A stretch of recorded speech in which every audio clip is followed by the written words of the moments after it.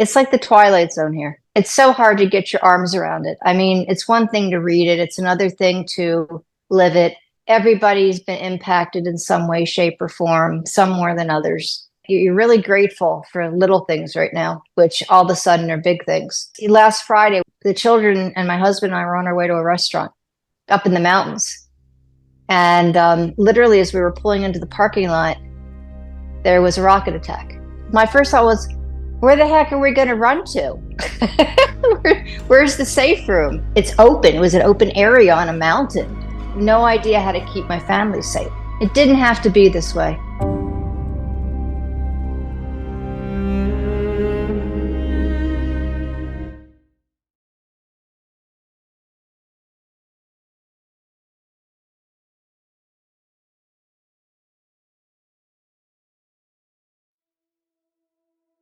I want to thank Marjie Hadad on this Mom is Not for Sale conversation when moms talk about what they do, why they do, and how they do it.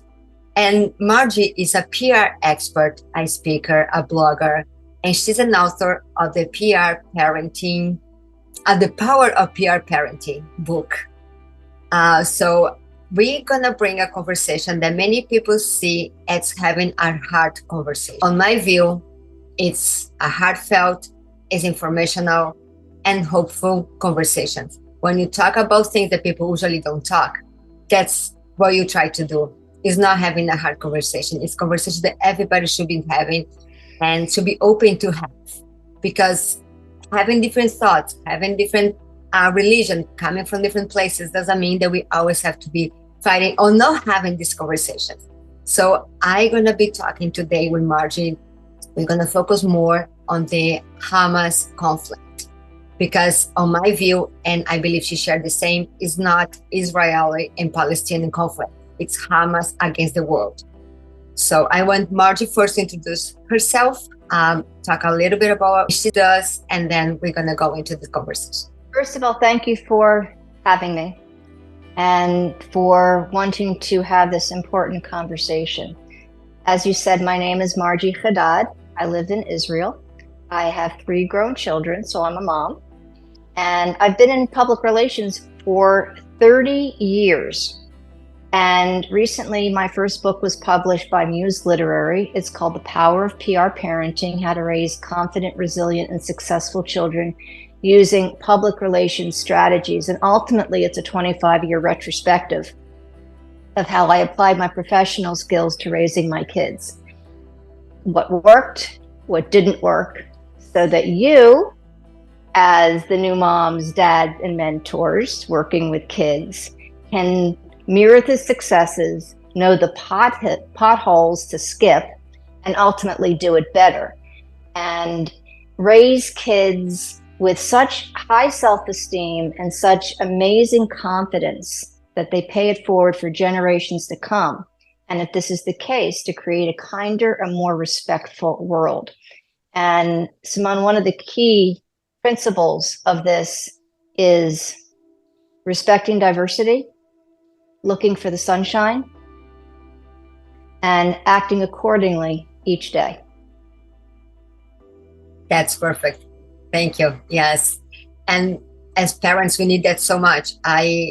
I use a lot of things that I learn in life. I learn in business. I learn on different perspectives on mental health with my kids, especially because I'm a divorced mom.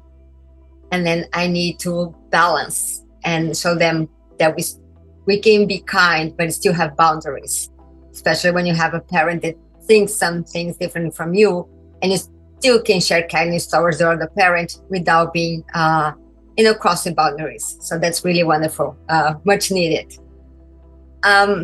You mentioned to us that you live in Israel. And this is a really difficult time to someone to be living in Israel. Because if somebody's not listening to any news right now, Israel is under a massive attack, huge massacre on October 7th by the Hamas. It is a terrorist group that is based on Gaza. I want you to share with us how it is to be right now on this place that you are right now. How can you manage your life in this situation, and going forward in the conversation, we're going to talk how can we share, what should we be sharing, being outside of the situation as a parent, talking to our kids, because I don't think we need kind of be so forward on all this conversation. My kids are 8 and 12. There's some things that they don't need to know right now, but they need to know about kindness and difference. And just yesterday, talking with my daughter and her friend in the car, she was asking some questions about Christmas, and my daughter brought up, not everybody celebrates Christmas, and that's okay. She said they celebrate different holidays. So just listening, she's telling this, I already see how much she already, gaining this understanding of different, bringing up on different families. Well, there are multiple questions in that. So let's start from the top. On October 7th, which was the very last day of the Jewish holiday, Simchas Torah, and it was also Shabbat, kind of the equivalent if Christmas fell on a Sunday. You're home with your family, you want to sleep in a little bit, it's a really kind of a lazy day, you're enjoying. And Israel woke up to the worst attack on the Jewish people since the Holocaust. Now, I was here. I am here. I woke up to a stream of rocket attacks in my area. One rocket even fell down the block from our house. The south of the country took a huge blow in terms of rocket fire. Even more brutal, the Hamas stormed the fence separating Gaza from Israel and massacred, and that's the appropriate word, a brutal massacre of civilians and soldiers of every age. We're talking burning and decapitating and shooting tiny babies, rape and gang rape of girls, women, men, tying up people and burning them alive, shooting, mutilation beyond comprehension. This was hand-to-hand barbarism. The pictures, the videos, the stories that are all coming out. Everybody here either knows somebody who was involved or was involved directly. And quite frankly, it's so heartbreaking. It's just beyond comprehension how heartbreaking this is. And then, in addition to the people who were injured, 240 were kidnapped to Gaza. And that included people from the neighborhoods on the Israel side, from the bases that were on the border, and some of the people who had attended that music festival in this very vast area of nature. It was a peace concert. And they just dragged these kids to Gaza. And since the war has started, some of the hostages have been returned, but not all of them. In fact, this necklace that I'm wearing is a return Free the Hostages necklace in support of the hostage families. And we are all praying as hard as we can that those hostages are released ASAP. Yesterday, in PR terms, public relations industry, whenever you ask a client when they want it done, they always say 5 minutes ago. That's when we want the hostages back, please. The soldiers were called up. I believe it was 360,000 reservists that were called up. And what's the fight against? Well, if somebody came to your house on Christmas Day, Sunday morning, while you were sleeping or having breakfast with your kids, and did even a fraction of what I just described, how would you feel? Now, the fight is against the Hamas, not against the Palestinian people, not the civilians in Gaza. The problem is that Hamas in Gaza, and frankly speaking, they've been running the place since 2007. Israel pulled out in 2005, and Hamas has been governing Gaza since 2007. What they could have created was a wonderful Dubai type place. And I was in Dubai last January. Fabulous, fabulous country. But our UAE is the country, Dubai is the city. Fabulous, fabulous place. And loved every second that we were there. Could have been an oasis. Instead, what Hamas did was they took billions of dollars of aid that was given to help improve the lives of the civilian population there.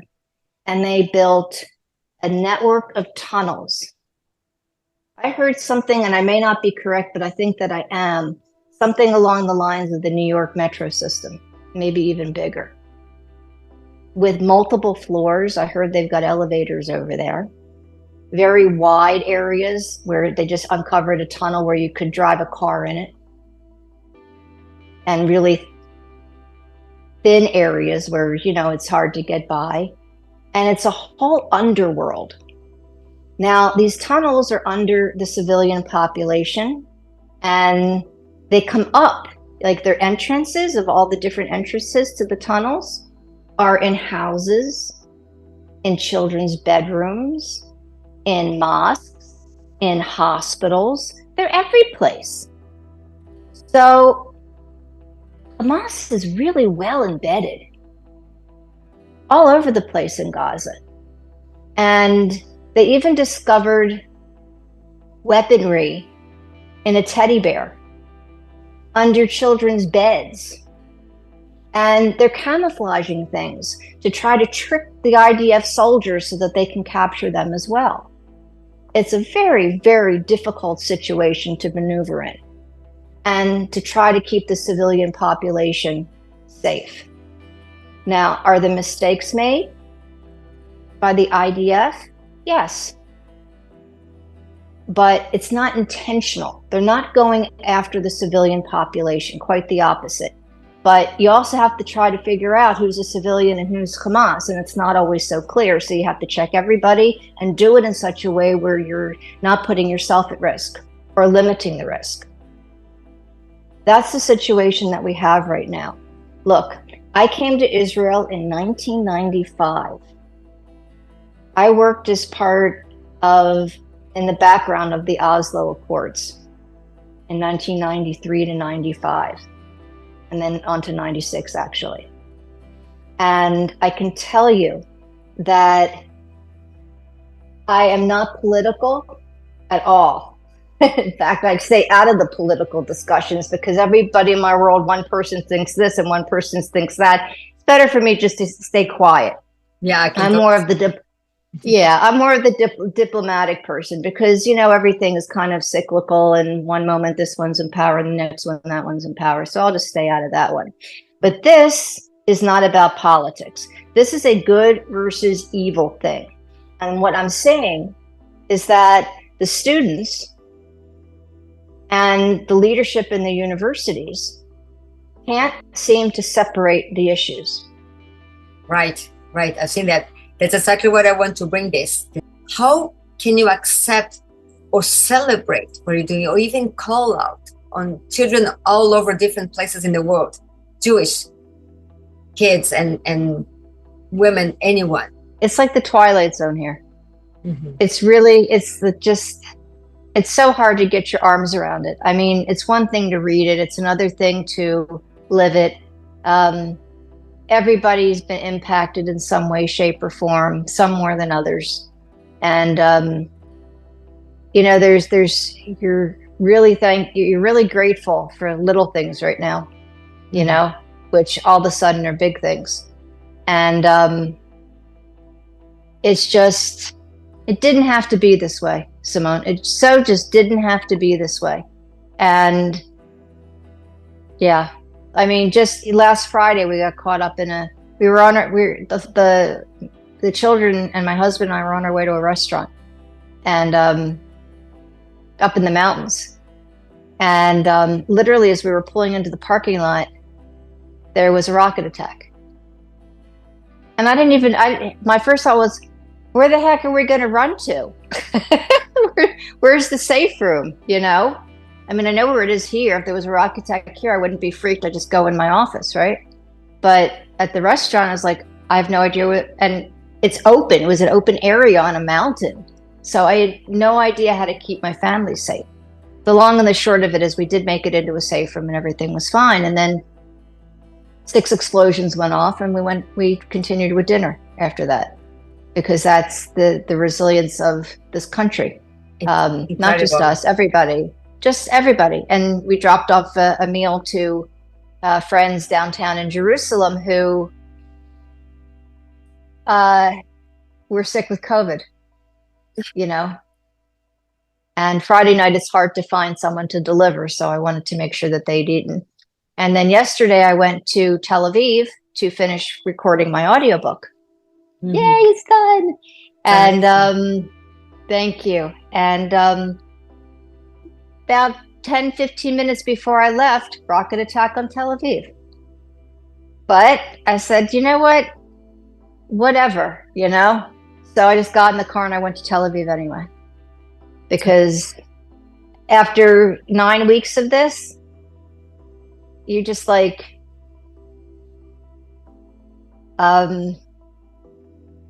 it just falls under the category of whatever, because you have to go about your daily business and there's only so much you can delay. And after a while, it's just like, just find yourself a safe room or get yourself to what's considered safe and hope that everything works out.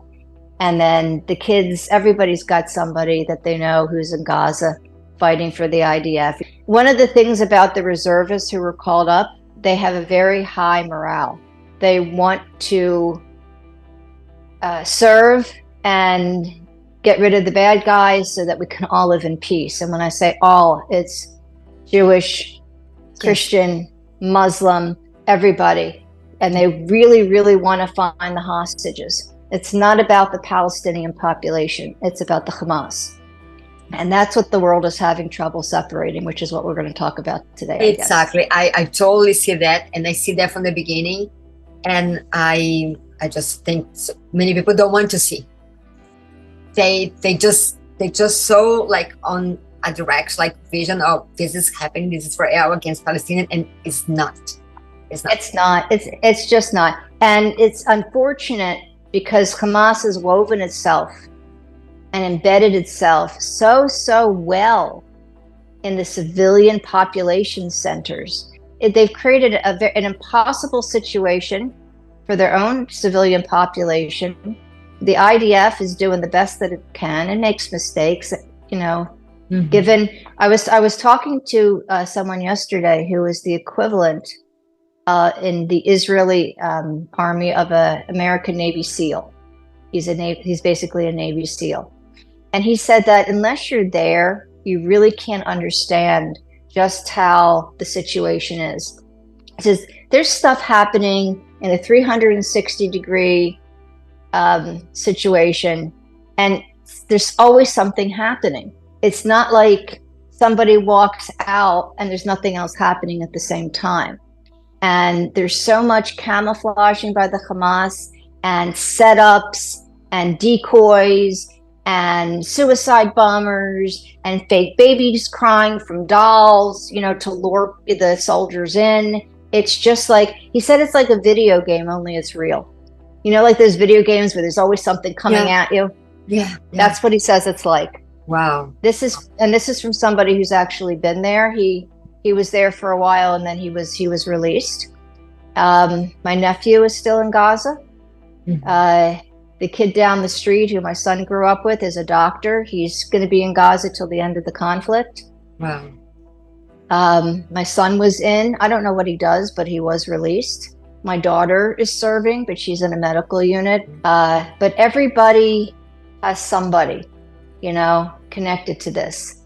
And even from October 7th, everybody knows somebody or you hear the stories. This is not a politics thing. I'm not a politics. I understand very little what's happening, but from a human perspective, they put Palestinians on this box that actually it's a terrorist group that is guiding this whole situation. From the river to the sea, Palestine will be free. First of all, I saw a poll, a survey, that when asked, the people shouting this didn't know the answer to what river and what sea. So obviously they're just parroting things. They don't see a difference between Hamas and the civilian Palestinian population. I mean, some of the Palestinians belong to Hamas. Other Palestinians do not. They see Hamas as having destroyed Gaza, etc., etc. You can read that in the news too and see all the videos on that as well. From a PR parenting perspective, the goal is to be able to celebrate differences, assuming that they are peaceful. To look for the golden heart and the sunshine in every person that you come into contact with. You may not always agree, you may disagree on things, but you can learn to be respectful of the differences, again, assuming that they're peaceful. That's the power of PR parenting. If we all want to live respectfully and joyfully in a kinder world. That does not mean breaking down and being violent and forcing people to hide from rowdy crowds chanting that they want to kill you. What's that about, Simone? What, is that cool? Is that liberal cool to threaten somebody else's life? Especially a student that just wants to go to school, study, and get a good grade and get on with it, like most students should be doing. That's why you're in school, folks. To learn, to expand your knowledge, to develop critical thinking. This is not critical thinking. This is parroting, and the Hamas PR has gotten to you. Hamas is a very smart terrorist organization. These are not stupid people. The Hamas has set things up in such a way to put their own people in harm's way and have created a situation where its public relations is being adopted by people from around the world who are parroting it, not knowing what they are saying. The people who are parroting the Hamas public relations, go to Gaza. You won't last a day. Because in that world, if you're not like the Hamas, bye-bye. Didn't realize the real life situation of being on those places. It's just an ideology of being so much against the Jewish people. That's what I see. The Jewish people are just the first on the list, Simone. First, there's the Jewish people, and let's get rid of Israel, and then let's continue on, because ultimately it's a Shia Muslim-dominated goal. Yeah. That means Christians, Hindus, anybody else out there who is not like them, who doesn't think like them, you're on the list, folks. Right. Not just the river. The river to the sea is just the first stop. And by the way, that would be the Mediterranean Sea to the Jordan River, which is basically the whole of Israel. So they want to get rid of Israel. I just wanted to say that, oftentimes I hear people saying that Israel is an apartheid state. And I can tell you that it's not. On a personal level, interact with the Arab, Israeli, Palestinian population regularly. I can tell you listen, I'm in medical public relations. I've been in medical public relations for 23 years, okay? Many of the doctors, many of the pharmacists, in fact, most of the pharmacists are Arabs.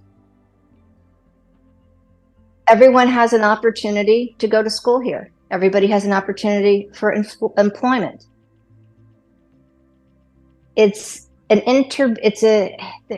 Everybody's involved. It's not something you think about because it's just everyday business. You get it onto the old city. There's Christians, Armenians, Jewish, Muslim, what have you. Everybody's around. The question is who's peaceful and who's violent.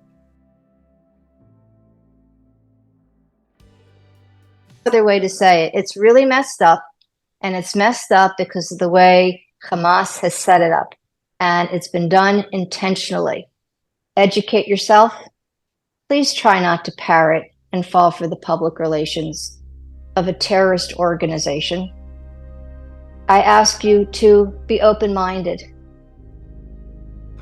and to seek peace, but a peace that's lasting, where we don't have neighbors who want to get rid of us.